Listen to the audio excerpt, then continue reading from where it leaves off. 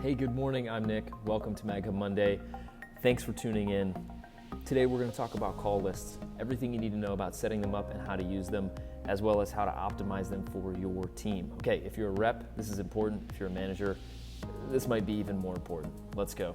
Okay, call lists, where to find them, how to set them up, and how to use them. What we've got over here on the left-hand side, I'm in my MagHub site. I've got my home button and then call list. This is where your call list is located. So if you already have a call list in the system, this is how you get there. But how do I create a call list? There are two places where I'd recommend you try this out. The first is off of your expiring contracts.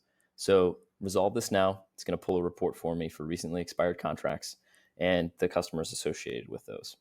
From this report, I can create call lists. So boom, click create call list, and I can do that right from here. I can also do this from a contact search.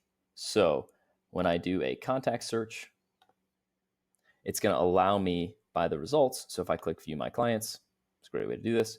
I can check all, and then up at the top of the results, I can click create call list. Okay, there we go. Simple enough. That's how you create a call list. There are other places you can do this too, such as the issue comparison report and a few other reports or different aspects of the system. But realize that anytime you click create call list, what I'm going to show you next is where it goes.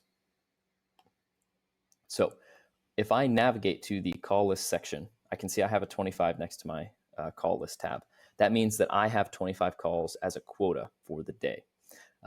This is my call queue for any lists that I've been assigned to with a quota. This is kind of like a bobbing for apples. So Kevin shows up. If I refresh the page, another name's going to show up.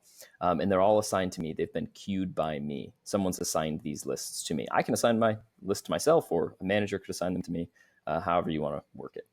Down below, I have my prospect list. Now, these are other lists, or maybe the same lists, that don't have quotas assigned to them, or you want to be able to filter through your lists a little bit easier.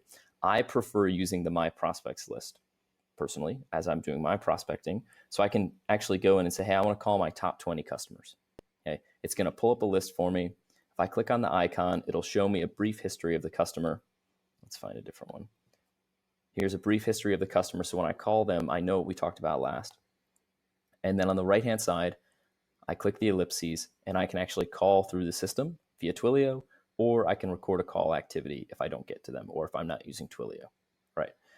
That's how this functions. It's going to show up as an attempt. It's going to show you the last call. It's going to show you the last appointment. If I need to remove someone from this list, it's very easy. I just click delete call, and it will remove that person from this list. Easy peasy. If I schedule a follow-up with someone, say I'm doing all this prospecting and I finally get my foot in the door, what I typically do is I log that I had the call. I schedule a follow-up activity. So if I record this call, I schedule a follow-up that shows up on my calendar. So I know when to touch base with that person again, hit save, and then I come back here and I click delete call. So that person's no longer on my prospecting list. They're in my calendar. So I have a day and a time that I want to follow up with them. Okay, if I need to manage one of these lists, say I've already created it, I need to manage it. I click manage list.